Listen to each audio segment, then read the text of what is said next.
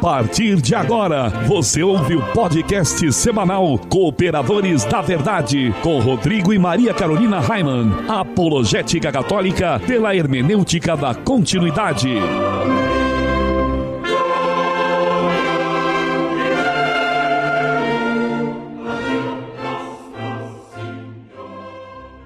Olá, amigo ouvinte, paz e bem. Desde já agradecemos a sua audiência e pedimos a intercessão da Santíssima Virgem para que possamos conduzir o nosso podcast semanal segundo a vontade de nosso Senhor.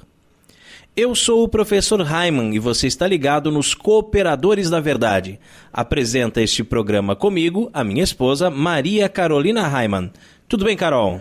Tudo ótimo, Raimann. Graças a Deus, mais um programa. Salve Maria Imaculada. E um grande abraço a todos que nos acompanham no site, nas redes sociais e nas diversas rádios que nos retransmitem.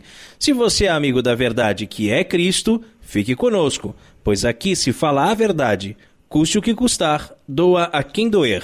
Sim, o nosso apostolado de apologética católica pela hermenêutica da continuidade, mas todos são bem-vindos. Se você não é católico, continue conosco e quem sabe até o fim deste programa, Deus te converte. Queremos te convidar agora para rezar conosco. São tantas coisas para agradecer, são tantas pessoas que nos pedem orações. Junte as suas intenções às nossas intenções e rezemos juntos. Estamos reunidos em nome do Pai, e do Filho, e do Espírito Santo. Amém. Amém. Pater noster, qui es in celis, sanctificetur nomen tuum. Advenia regnum tuum, fiat voluntas tua, sicut in cielo et in terra. Panem nostrum quotidianum da nobis hodie, et dimittis nobis debita nostra, sicut et nos dimittimus debitoribus nostris, et ne nos inducas in tentationem, sed libera nos a malo. Amen. Ave Maria, gratia plena Dominus tecum.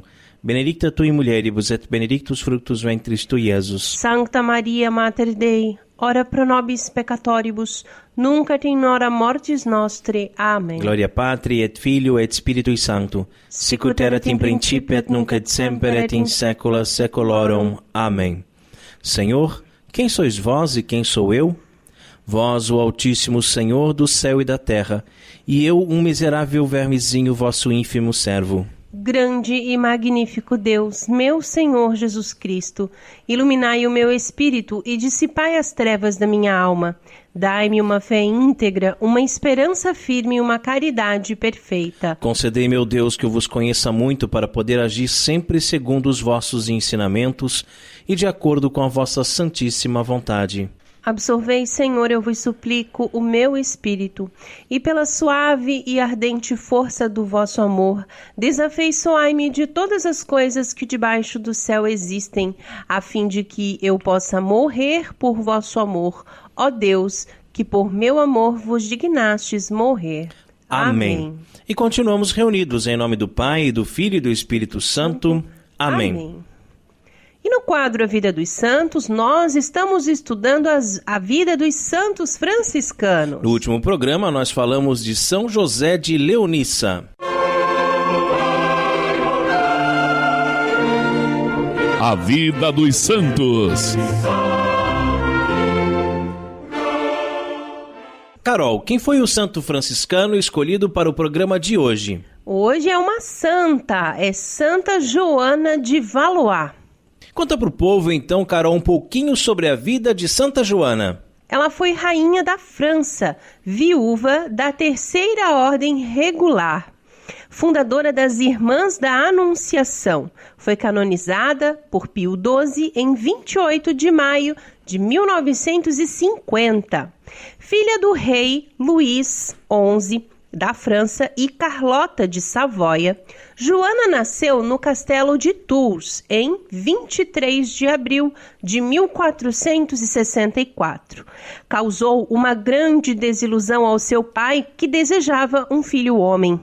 Em pouco tempo foi acertado o seu casamento para consolidar uma aliança política com seu primo Luís de Orleans, de 2 anos. A menina cresceu com uma pequena deformação física e, por isso, aos 5 anos, foi deixada no castelo de Berry, no qual o seu maior prazer era conversar com a Santíssima Virgem. Aos 6 anos, foi convidada pelo rei a escolher um confessor. Escolheu o monge franciscano Gabriel Maria, que a igreja também depois beatificou. Um ano depois, conversando com Nossa Senhora durante as orações, esta a investiu de sua missão mariana. Antes de morrer, fundarás uma família religiosa em meu nome. Assim fazendo, me darás um grande prazer e me prestarás um serviço. Como era de costume, aos 12 anos se casou com o primo. Apesar da sogra tentar desfazer a aliança que já não era conveniente. Portanto, quando o pai de Joana morreu, ela se tornou a nova rainha e o marido, o rei Luís XII, que em seguida a repudiou. Após a anulação canônica do matrimônio, ele casou-se com a filha do Duque da Bretanha, em mais uma união de fundo político. Joana herdou o Ducado de Berry e, um ano depois, em 1498, ingressou na Ordem Terceira de São Francisco de Assis, dedicando totalmente sua vida ao próximo, a Maria e a Jesus Cristo. Seguindo sempre a orientação espiritual de seu confessor, administrou suas posses com sabedoria e caridade, de forma a ajudar os pobres e doentes. Provou isto durante uma epidemia de peste que se alastrou pelo território francês naquele período, mostrando todas as virtudes que carregava no coração. Depois, com dificuldade e superando todos os empecilhos, fundou, com a ajuda do monge Gabriel Maria, uma nova instituição religiosa para as irmãs, tendo a finalidade de servir a Cristo e imitar a Virgem Maria em todas as suas virtudes. A nova família, essencialmente mariana, recebeu o nome de Congregação da Anunciação, cujo estatuto foi escrito por ela. Também, por seu desejo, consagrou às irmãs as 10 virtudes da Santíssima Virgem. No final de novembro de 1504, com a autorização do Vaticano, confiou a congregação aos frades menores da obediência, Ordem Terceira Franciscana. Morreu em 4 de fevereiro de 1505, de uma doença fulminante, no seu convento de Berry, França. As graças e os milagres floresciam sob sua intercessão, enquanto o monge Gabriel Maria consolidava sua obra. Ele morreu 23 anos depois, quando as irmãs contemplativas da Anunciação, como são chamadas atualmente, já estavam espalhadas por toda a França, alcançando a Bélgica e a Inglaterra. Santa Joana de Valois foi canonizada em 1950 pelo Papa Pio XII, tendo determinado o dia de sua morte, 4 de fevereiro, para as comemorações. Santa Joana de Valois, rogai por nós. Quer conhecer melhor este apostolado? Acesse o nosso site, cooperadoresdaverdade.com. Lá você encontra todos os podcasts desde a primeira temporada para ouvir gratuitamente. Além disso, tem vários textos de espiritualidade católica à sua inteira disposição. E também diversas novenas e a Via Sacra para você ouvir e rezar junto conosco. No site você também encontra os links para as nossas redes sociais: Twitter, Instagram, SoundCloud, Facebook, YouTube e Spotify. O site é atualizado toda semana, gente. Então corre lá, acessa o nosso site, assina o feed para receber as atualizações. Aproveita e curta a nossa página no Facebook. Se inscreva em nosso canal do YouTube. Nos siga lá no Instagram e no Twitter. E o mais importante de tudo, não deixe de rezar por nós. Feller Contabilidade, do nosso amigo Diácono Vital. A Feller Contabilidade fica na Rua Odílio Garcia, número 479. Nesta você pode confiar. Atendimento de segunda a sexta-feira, das 8 ao meio-dia e das 13h30 às 17h30. Telefone 3346-2333. fellercontabilidade@matrix.com.br. Em frente à Secretaria da Paróquia São Cristóvão de Itajaí, Santa Catarina. Feller Contabilidade, a sua empresa nas mãos certas.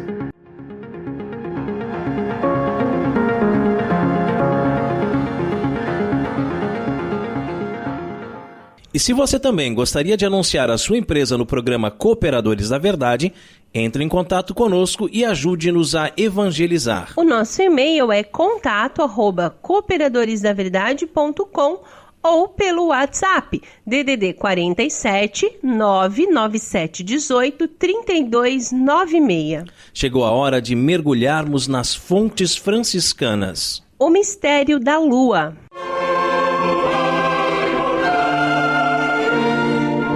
Fontes franciscanas.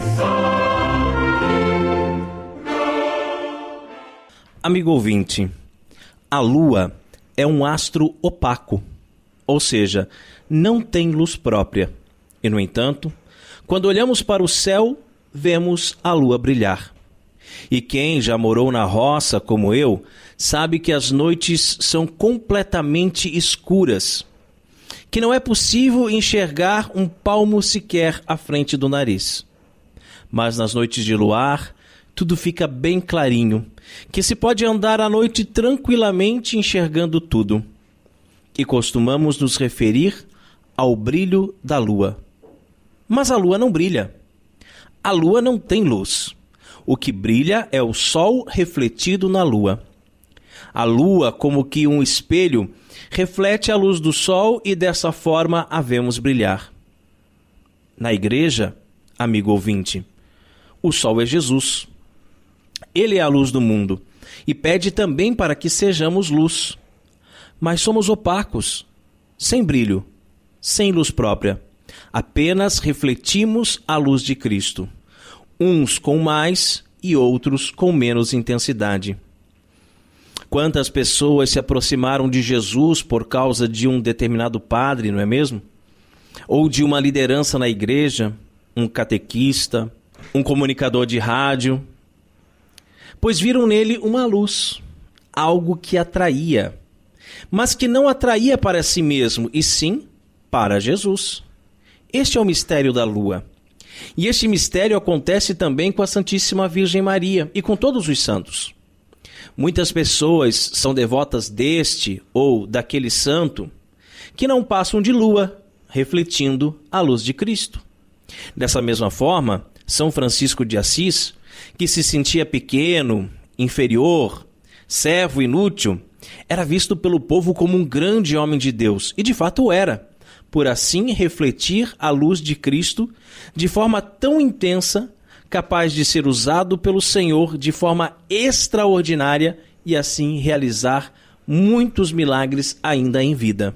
E disse Pedro para o coxo na porta do templo: Não tenho prata nem ouro, mas o que tenho, isso te dou. Em nome de Jesus Cristo, o Nazareno, levanta-te e anda. E tomando pela mão direita, o levantou, e logo seus pés e artelhos se firmaram, e saltando ele pôs-se em pé, e andou, e entrou com eles no templo, andando e saltando e louvando a Deus. Mais tarde vemos narrativas onde o povo quer proclamar os apóstolos como deuses, e estes rasgam suas vestes em sinal de desaprovação, pois não eram deuses, eram humildes operários da vinha do Senhor. Hoje em dia, quando ligamos a TV e vemos certas encenações de milagres, coisas combinadas entre as pessoas para convencer os ignorantes, e assim angariar mais seguidores para essas novas seitas e movimentos religiosos sem história, nem rito, nem tradição, a gente fica até envergonhado, não é mesmo? É uma vergonha as pessoas enganarem, ludibriarem, inventarem falsas curas, usarem o nome de Jesus para se promoverem como se fossem curandeiros, veja só. É verdade, e se não fosse só isso, né, Maria Carolina, que a gente vê nas igrejas, nas comunidades eclesiais de origem protestante, né, mas a gente também vê muito dentro da própria Igreja Católica pessoas que às vezes querem brilhar mais do que Jesus. Sacerdotes que usam o altar para fazer estrepulias, para fazer o que querem, rasgam a liturgia como se eles fossem a estrela, como se eles fossem o sol, eles fossem a luz. Cantores e cantoras católicos que cobram rios de dinheiro para fazerem as suas apresentações, que, ao meu ver, deveria ser evangelização. Não que o operário não seja digno do seu pagamento, mas cobrar tanto assim, exageradamente, como se fossem astros, como se fossem ídolos, como se fossem estrelas. Eu sou o sol, eu brilho, vocês têm que pagar para me ouvir cantar. Não é estranho isso, Maria Carolina? Não, é demais, né? É demais. E é um absurdo tão grande, porque a gente vê muitos fiéis, né, católicos... Que não são tão fiéis assim, né? E que se deixam enganar, exatamente isso que eu ia falar. Porque, né, pessoas assim que a gente vê daqui da nossa região mesmo. Esses dias aquele padre sertanejo lá, que veio cantar aqui... Né, aqui perto, a gente já vê toda uma movimentação do pessoal da paróquia, tudo, né, para fazer caravanas. Ônibus, excursão. Gente, onde nós estamos? O que é isso? Mas o sacerdote, ele não foi ordenado para ministrar os sacramentos, por né? Favor, para celebrar a missa, para ouvir confissão. Gente. Aí você vai na paróquia, tem confissão uma vez na semana, o padre tá lá no confessionário esperando. E o resto do tempo, né? Ele tá onde? Na TV, com entendeu? Dancinha, coreografia, né? Botinha de couro, chapéu, calça jeans coladinha. Acaba que olha aquilo ali só como uma carreira mesmo, Só né? como uma carreira. Então precisa até de um administrador, de um personal isso, personal style, personal porque antigamente quando a gente falava em padre carreirista, era aquele padre que tinha o plano de se tornar bispo, né, e cardeal, e enfim, né? Esse era o padre carreirista. Agora o padre carreirista é aquele que quer ser o cantor da moda, né? Que quer vender não sei quantos CDs, lacrar e DVD. No Instagram, né? Exatamente. Não sei quantos milhões de seguidores, né? Ficar falando bobagem no Twitter o dia inteiro, porque não para dar um conselho católico não serve, mas para falar um monte de asneira e tirar foto com cachorro e um monte de coisa, e com outros artistas globais nas baladas, e com camisa baby look justinha e etc, etc, né? Porque se acham estrelas. Agora vejamos a atitude de São Francisco, que nem padre ele não quis ser, tá? Quando foi sugerido para que ele fosse ordenado sacerdote, ele recusou, porque ele não se achava digno de ser sacerdote. São Francisco era diácono. Quando Francisco foi chamado para curar uma criança, ele se recusou. E não é aqui falsa modéstia, isso aqui é realmente o fato de que ele se viu impotente, ele se viu incapaz de realizar uma obra tão grande. Deus, que é todo poderoso, vai usar a mim, um pobre pecador, para curar esse menino? Talvez tenha pensado São Francisco. Imagina, olha o pensamento, né, do santo, né? Mas depois ele cedeu pela insistência do pai da criança. Orou por ela e ela ficou curada. Amigo ouvinte, quando eu fui eleito ministro da nossa fraternidade franciscana de Balneário Camboriú, São Luquézio de Bonadona, eu pensei, que erro terrível meus irmãos cometeram. Escolheram o pior de todos, o mais pecador. Se eles soubessem como eu sou miserável, se eles pudessem ler a minha mente, se eles pudessem ver quantos pecados horríveis tem no meu coração, não teriam votado em mim. E todas as vezes que alguém me convida para pregar a palavra de Deus em algum lugar, dar uma palestra ou um curso sobre algum tema relacionado à fé, eu penso a mesma coisa. Deus, que é todo-poderoso, vai usar de mim, pobre pecador, para tocar os corações das pessoas? Mas quem é que pode sondar os pensamentos do Senhor, não é mesmo, Raiman? E esse é o mistério da lua, né? O nosso Senhor é quem brilha, nós apenas refletimos o seu brilho. E isso deve ficar bem claro para mim, para você, irmão que está nos ouvindo agora, né? E para refletirmos o brilho de Deus, nós precisamos estar em comunhão com a igreja que ele fundou há mais de 2000 anos. Precisamos transmitir aquilo que aprendemos lá dos apóstolos, dos santos padres da igreja, e não aquilo que nós achamos. Isso é ser conservador, conservar o tesouro que recebemos de Jesus. Que assim seja. Amém. Livraria Católica Auxílio dos Cristãos. Artigos religiosos. A Livraria Auxílio dos Cristãos fica na Praça Governador Irineu Bornhausen, centro de Itajaí, no estacionamento da Igreja Matriz do Santíssimo Sacramento. Calendários, bíblias, livros, artigos litúrgicos, camisetas, cartões, presépios, crucifixos, imagens sacras, CDs, DVDs e muito mais. Telefone 3349-0692. 3349-0692. Livraria Auxílio dos Cristãos. 21 anos de tradição. Você gostaria de ajudar esse apostolado a crescer e levar a palavra de Deus a mais famílias como a sua? Faça sua doação de qualquer valor, por depósito ou transferência bancária. Você pode também contribuir com a nossa vaquinha ou se tornar um sócio do Clube do Ouvinte dos Cooperadores da Verdade, através do apoia.se. Todas essas informações você encontra em nosso site, cooperadoresdaverdade.com. Não fique de fora dessa, seja um sócio evangelizador e ajude-nos com qualquer valor. Por mais insignificante que possa parecer, vai nos ajudar e muito. E no quadro mais treteiro do nosso programa, hoje vamos falar sobre a liturgia.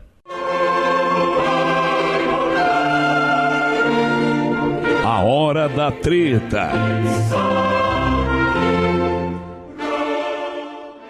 Liturgia da Igreja. Quem e como celebrar?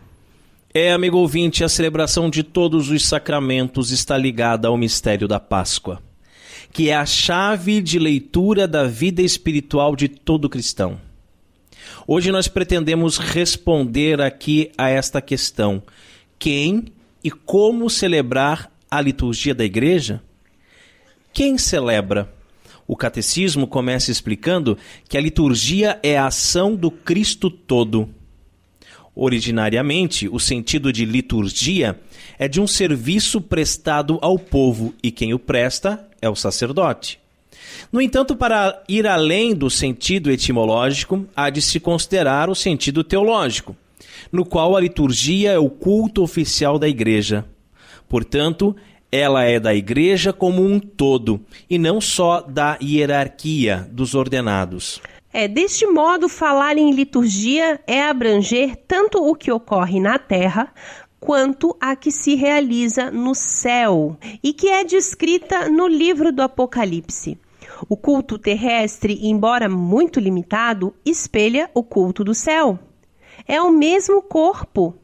Os santos e os anjos louvam a Deus no céu e o mesmo acontece aqui na terra, com uma diferença. Aqui na terra, a liturgia se dá através dos sacramentos, né? Muito embora existam outras celebrações litúrgicas não sacramentais, como, por exemplo, a liturgia das horas. Porém, todas as celebrações litúrgicas estão ordenadas aos sacramentos e, sobretudo, ao da Eucaristia, a Santa Missa. De tal forma que, celebrando a liturgia aqui na terra, a Igreja está unida à liturgia celeste, não somente porque é imagem, mas pelo fato de que, ao celebrar a Santa Missa, é Cristo que celebra. Um sacerdote aqui na terra, ao oferecer o sacrifício da Santa Missa, tendo como sacerdote invisível o Cristo, está também unindo a si mesmo a Igreja do mundo inteiro e a Igreja Celeste. Quando, em todas as santas missas, após o prefácio, o padre lembra os coros dos anjos, dizendo a uma só voz: ele está recordando o fato de que a uma só voz se está louvando a Deus, seja no céu, seja na terra. É a mesma liturgia. É por isso que mesmo um padre celebrando sozinho, em um altar lateral, está também com o Christus Totus, que é a igreja. O catecismo nos ensina recapitulados em Cristo, participam do serviço do louvor a Deus e da realização de seu desígnio. As potências celestes, a criação inteira, os servidores da antiga e da nova aliança, o novo povo de Deus, em especial os mártires imolados por causa da palavra de Deus, e a Santa Mãe de Deus, a mulher, a esposa do Cordeiro. E, finalmente, uma multidão imensa, impossível de se enumerar, de toda a nação, raça, povo e língua. O conceito de recapitulação presente na Sagrada Escritura possibilita a visão clara da dinâmica da celebração litúrgica. É o corpo que está todo voltado para Cristo cabeça, ou seja, recapitulado nele, no Cristo. Lembrando que esse capta, né? Capta é cabeça, né? Recapitular é voltar para a cabeça. Ah, é? Né? Que legal. Assim, o celebrante da liturgia celeste é o próprio Cristo. Já o celebrante da liturgia terrestre, diz o catecismo, é toda a comunidade, o corpo de Cristo unido à sua cabeça que celebra.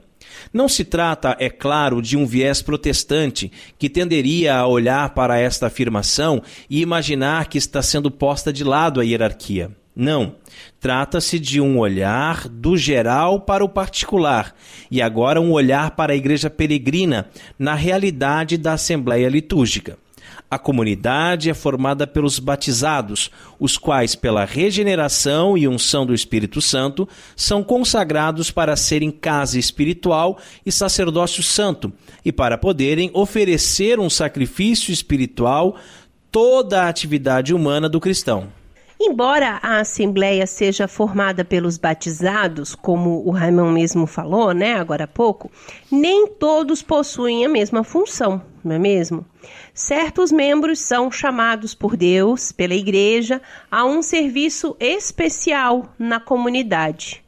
Na sequência, o catecismo diz que esses membros são servidores escolhidos e consagrados pelo sacramento da ordem, por meio do qual o Espírito Santo os torna aptos a agir na pessoa de Cristo cabeça para o serviço da igreja. É isso que as comunidades evangélicas, né, as comunidades protestantes, não têm. Né? Porque eles não têm um sacerdócio, eles não têm um sacerdote. Né? Eles não têm uma pessoa que foi ordenada para consagrar os sacramentos, né? Então, no caso, todo mundo é igual. Numa assembleia protestante, todos são iguais. O pastor está lá na frente conduzindo, mas ele é igual a qualquer outra pessoa no povo. Na liturgia católica, todos estão participando da liturgia, mas existe uma hierarquia, existe um sacerdote que vai oferecer um sacrifício. E o sacrifício que o sacerdote oferece não é igual ao sacrifício que nós oferecemos. Por isso que a gente tem uma certa briguinha, digamos assim, com a tradução desse missal, né, do novo missal, porque na hora do ofertório, na tradução nova diz: orai, irmãos e irmãs, para que o nosso sacrifício seja aceito por Deus Pai Todo-Poderoso. No missal antigo dizia: para que o meu e o vosso sacrifício. O meu e o vosso não é a mesma coisa que o nosso, porque o nosso dá a impressão de que é um sacrifício só, que o sacrifício é igual, que é o mesmo. Do povo, do padre e do povo é o mesmo. Mas não, o sacrifício do sacerdote é um. O sacrifício do povo é outro, mas tanto o povo como os sacerdotes estão oferecendo um sacrifício. Por isso, o povo também é parte fundamental da liturgia.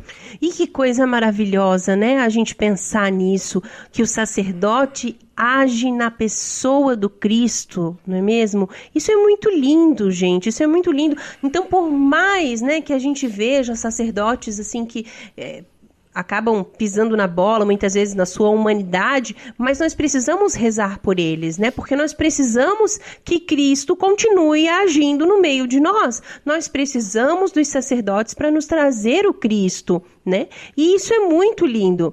Então, porque quando um padre ele celebra a missa, ele é o sacerdote oferente do sacrifício de Cristo na cruz, no Calvário, né? Mas unido, né, ao padre, a assembleia litúrgica toda se oferece, né? Digamos que é um mesmo sacrifício, porque é o único corpo de Cristo que se oferece, mas eles são totalmente diferentes em sua forma de oferecer, que foi isso que o Raimon falou agora, né?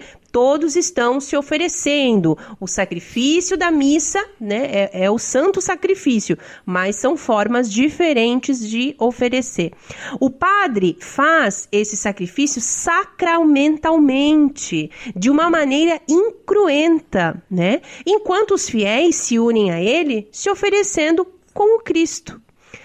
Toda a comunidade celebra, cada um da sua forma, né? Além do ministério ordenado, existem outros ministérios que participam de forma menos direta, digamos assim, do oferecimento do sacrifício da missa. São os diáconos, os acólitos, os leitores, até mesmo os cantores, né?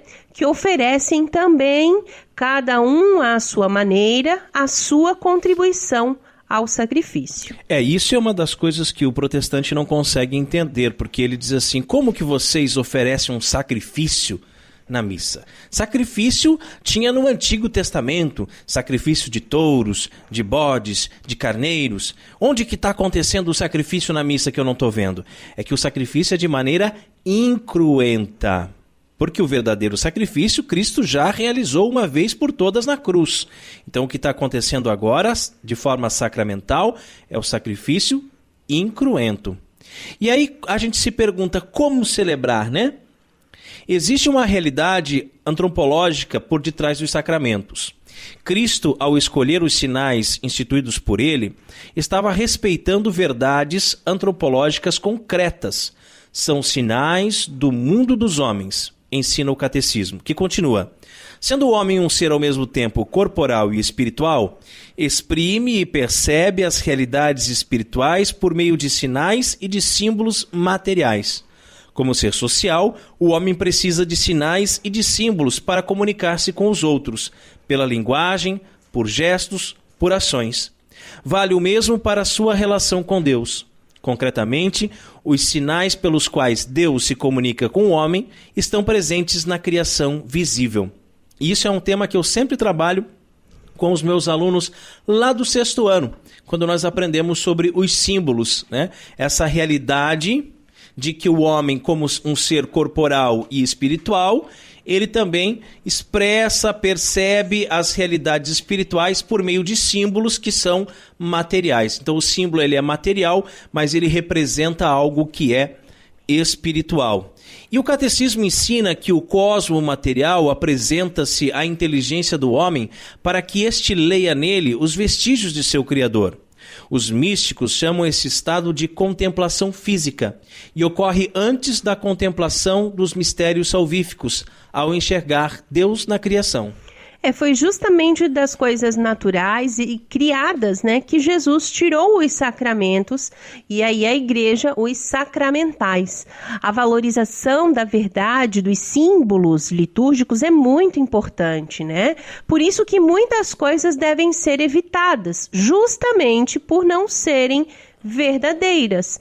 Por exemplo, a substituição de velas comuns, tradicionais, por velas virtuais ou elétricas. Flores naturais por flores de plástico, né? Então, essas comutações, essas trocas que se fazem nas igrejas se distanciam do que é a verdade antropológica básica. Não existem somente os símbolos das criaturas, mas também os da vida social. Lavar e ungir, partir o pão e partilhar o cálice, né? Tudo isso pode exprimir a presença santificante de Deus e a gratidão do homem diante de seu Criador. A Igreja atesta essa verdade antropológica que permeia os sacramentos, muito embora isso não signifique, de maneira alguma, uma apologia ou referência ao naturalismo, ou sequer comparar os ritos católicos com os ritos de outras religiões, equiparando-os. Não se trata disso.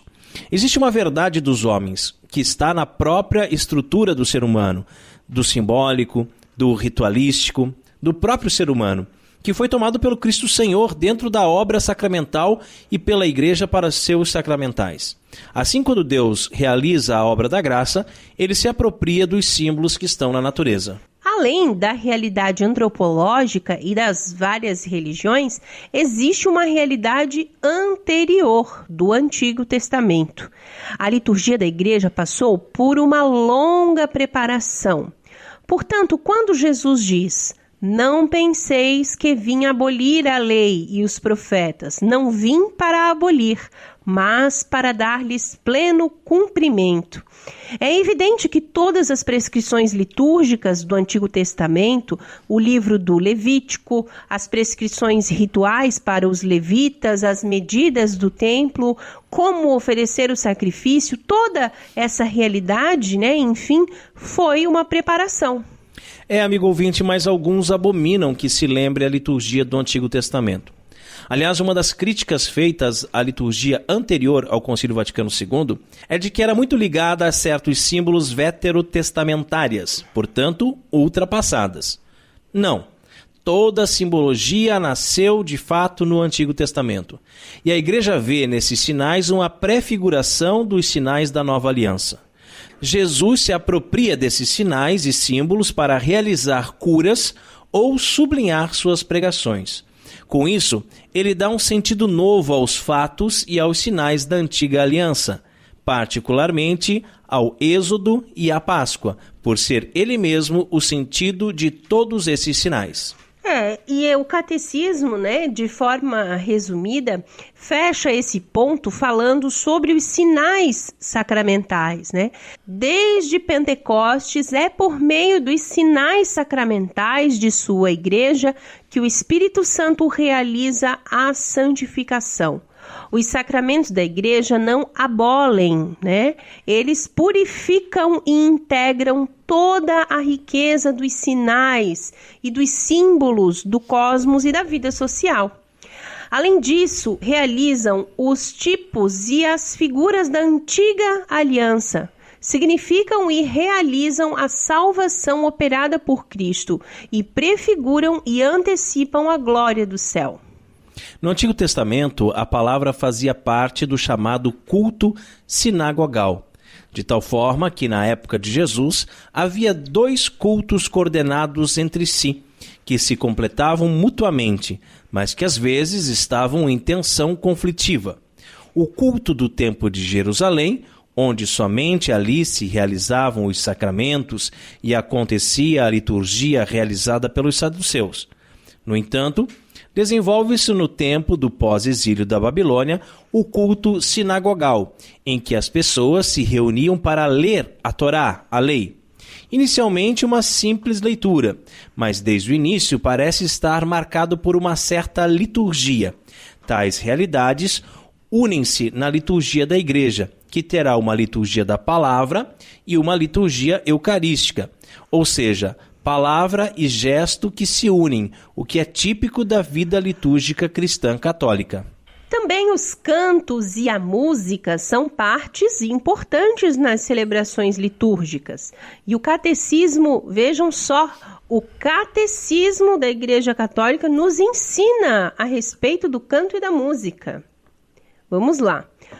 O catecismo nos diz que o canto e a música desempenham a sua função de sinais de maneira tanto mais significativa por estarem intimamente ligados à ação litúrgica, segundo 3 critérios principais: a beleza expressiva da oração, a participação unânime da Assembleia nos momentos previstos e o caráter solene da celebração. Participam, assim, da finalidade das palavras e das ações litúrgicas, a glória de Deus e a santificação dos fiéis. Veja que interessante, A nossa liturgia católica, ela praticamente está inteirinha no Apocalipse, né? Se você lê o Apocalipse, você vai vendo passo a passo a liturgia católica. Mas, de forma extraordinária, ela se baseia também lá no Antigo Testamento, quando o judeu tinha 2 gestos importantes. O sacrifício, de forma cruenta, né? Onde matava seu animal. E o outro, a leitura da Torá, que se torna para nós a nossa liturgia da palavra, né? Onde a gente tem ali a primeira leitura, Salmo, segunda leitura, o Evangelho, a homilia, né? Para fechar ali tudo, para amarrar, né? Essas leituras. E depois a liturgia eucarística, que é o sacrifício. E aí a gente vê também a beleza dos salmos na Bíblia, né? E que os salmos, eles são músicas. E que o rei Davi cantava e dançava na presença do Senhor, né? E aí a gente percebe o quanto a música enriquece a liturgia da igreja. A gente pode muito bem ter uma missa inteirinha, do início ao fim, totalmente rezada, sem um canto, sem nada, né? Vai ter a liturgia da palavra, vai ter a liturgia eucarística, o sacrifício vai acontecer, né? É o Cristo cabeça, enfim. Mas como a música, ela traz a beleza expressiva da oração. E aí por isso, amigo ouvinte, que não pode ser qualquer música. Ai, mas o Roberto Carlos fez uma música tão bonita de Nossa Senhora. Vamos cantar na missa. Não! Pelo amor de Deus. O aleluia do Shrek, o aleluia do Shrek. Pelo amor de Deus, gente. Ah, mas tem aquela música daquela banda evangélica. Não! Ah, mas não é Deus, não é só... Gente, música litúrgica. Veja que mesmo cantores católicos que a gente gosta, né? Que a gente escuta. Você não pode usar aquela música na missa, porque a música não é litúrgica, né? Ela não revela a beleza expressiva da oração. Portanto, os textos da liturgia, sem querer me alongar aqui, né? Mas os textos do ato penitencial, o texto do Glória, o texto do Cordeiro de Deus, do Santo, já está escrito. Não tem que inventar, né? Não tem que criar novas palavras ali na liturgia. Não, nada se muda, nada se acrescenta. Não, e nem se subtrai, né? Então tem que pegar aquele texto que está ali, pronto já, que está lá no missal, e musicá-lo.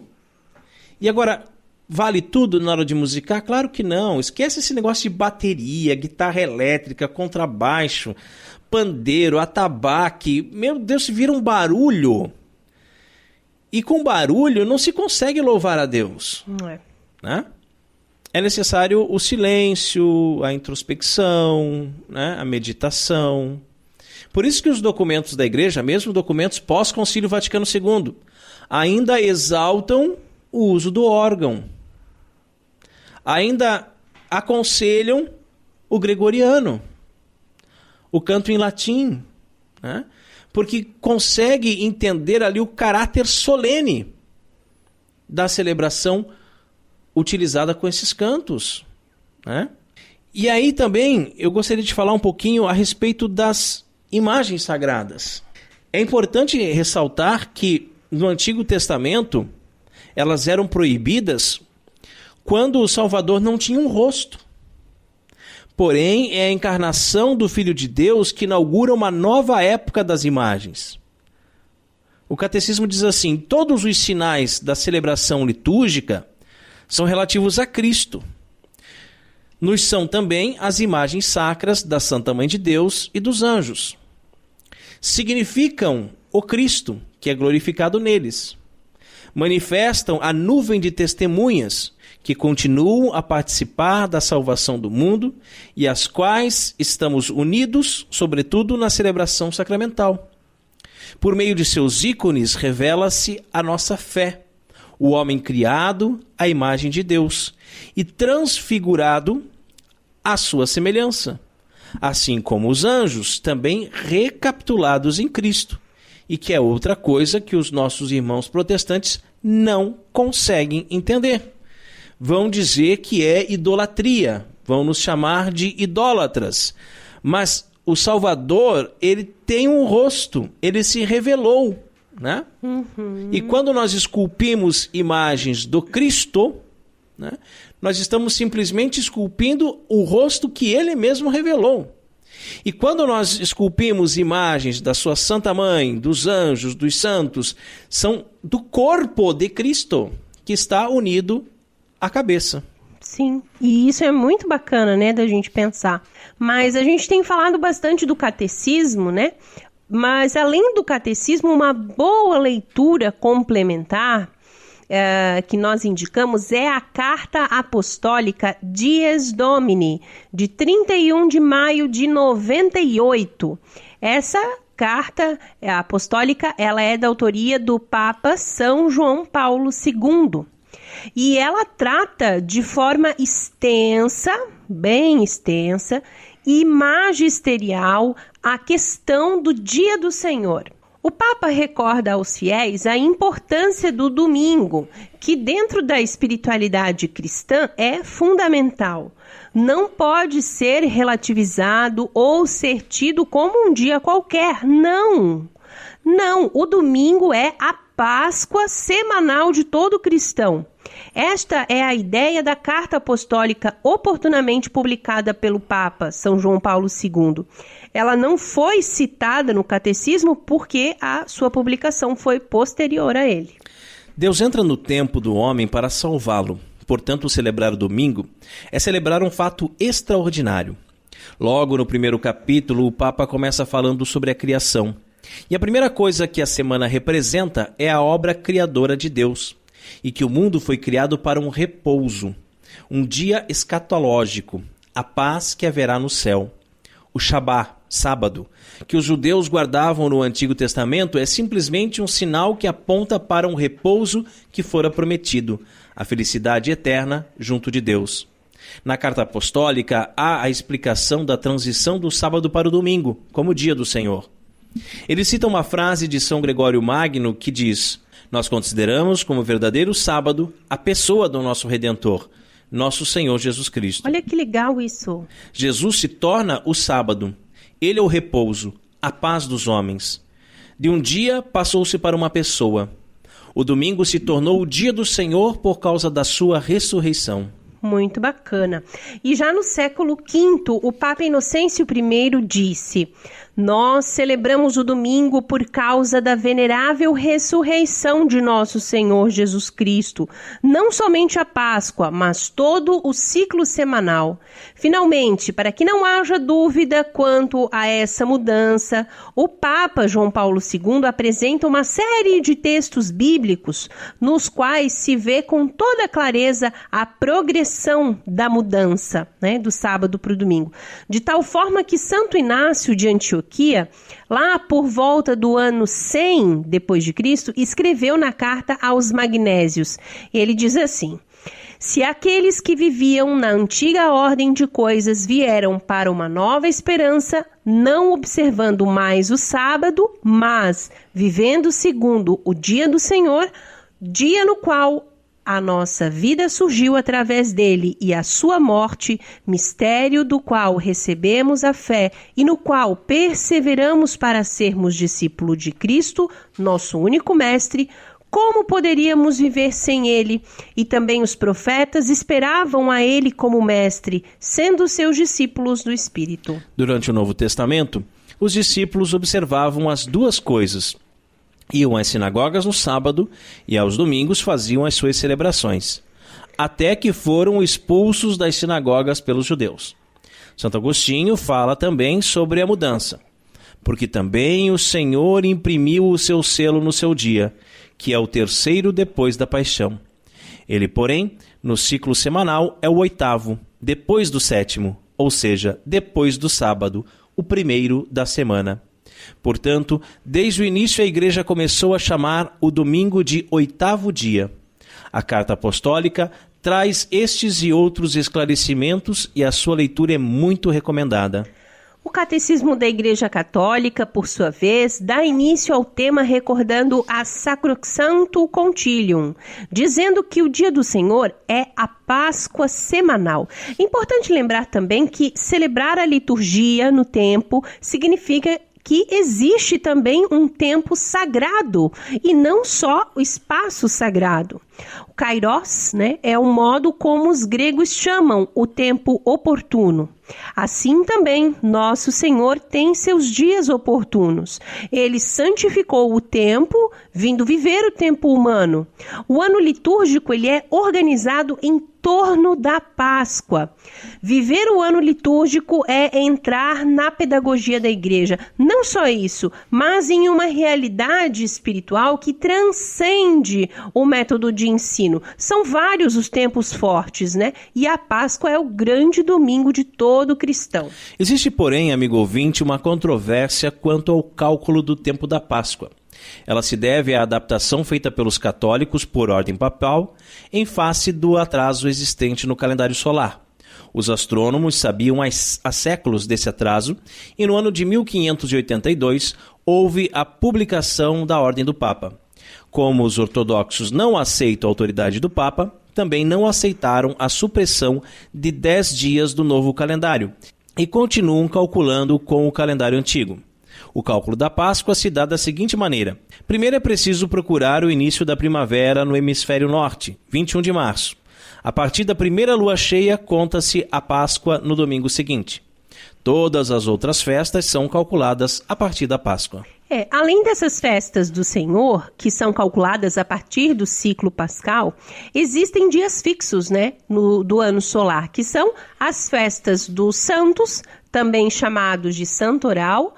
Por exemplo, as festas de Nossa Senhora, a Mãe de Deus. Também os grandes santos, têm os seus dias fixos. O catecismo também reforça quanto à liturgia das horas, que é a forma de a igreja santificar o dia. Assim, dia, mês e ano são contemplados. Como último ponto, é preciso recordar a questão do espaço sagrado. Após o Concílio Vaticano II, algumas pessoas iniciaram uma teologia que não é propriamente a teologia da Igreja, em que dizem que após a vinda de Jesus não existe mais espaço sagrado, pois o véu do templo foi rasgado, e agora seria o tempo da secularização. Em completo desacordo com essa teologia, é preciso lembrar que não se trata, porém, de secularização do espaço, posto que Deus se fez carne e, portanto, ao se fazer homem, passou a viver no tempo e no espaço. É exatamente o contrário do que se prega essa nova teologia. Não é o tempo da secularização, mas sim a divinização do tempo. Jesus santificou o tempo e o espaço. Por isto mesmo, dentro da economia sacramental, os lugares e os tempos em que se celebram os sacramentos são sagrados, pois neles acontece uma extensão da encarnação.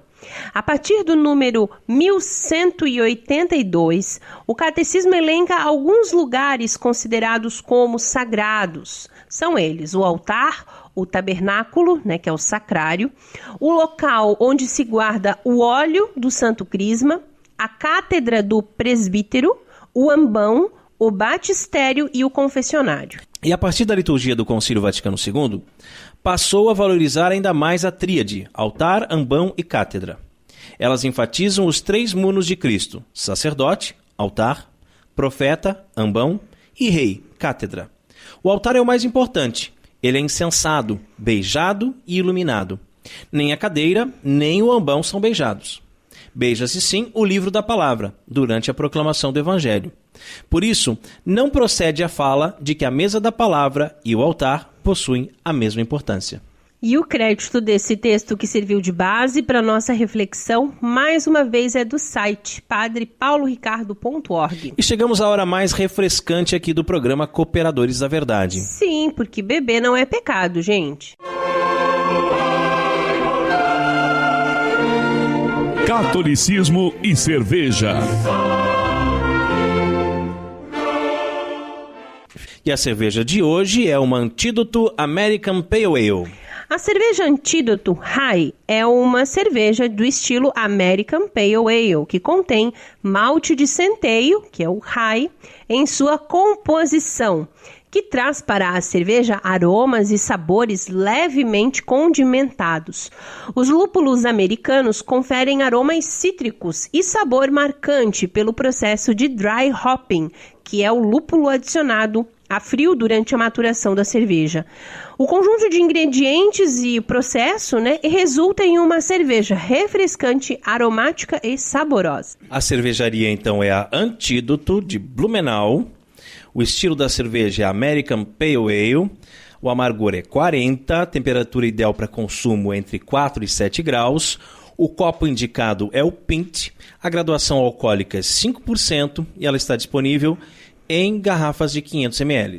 A cerveja High American Pale Ale harmoniza muito bem com comidas mexicanas, hambúrgueres, carnes assadas, frango e alguns frutos do mar, como lula frita.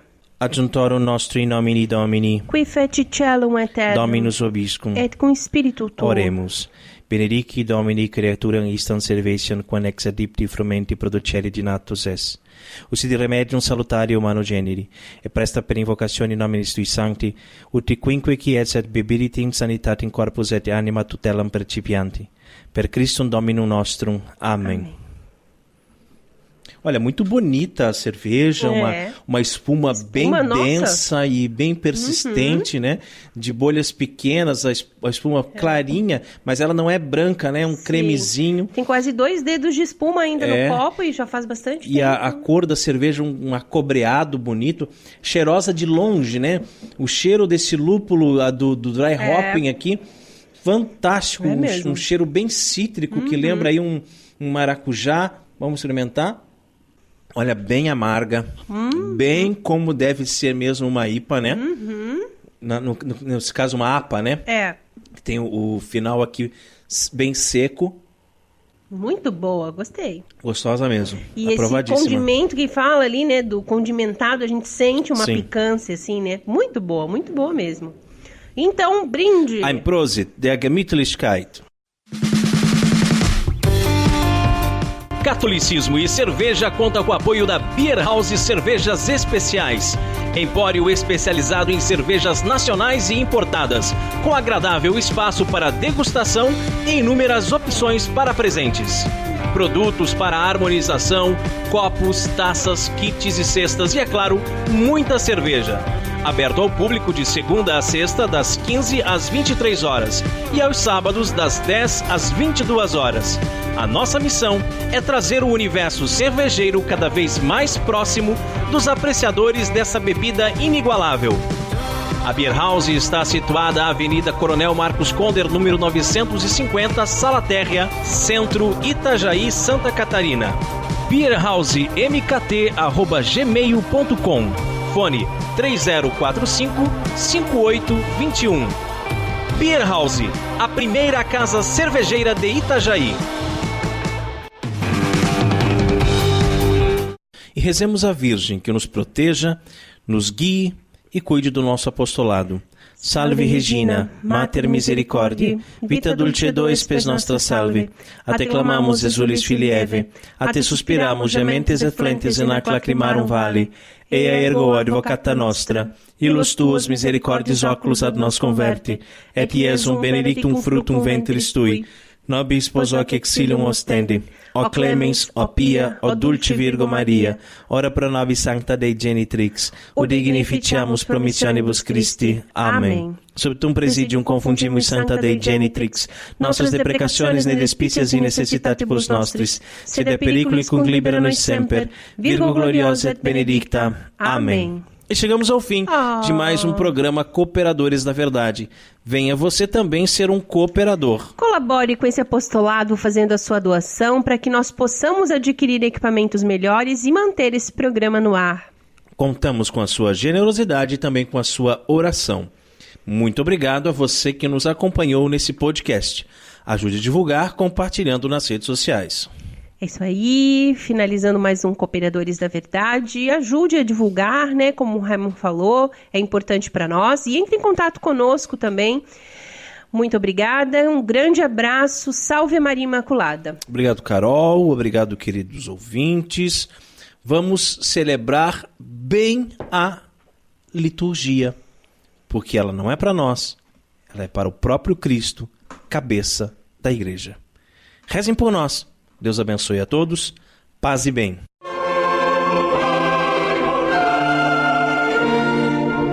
Você ouviu Cooperadores da Verdade, com Rodrigo e Maria Carolina Raimann, apologética católica pela hermenêutica da continuidade.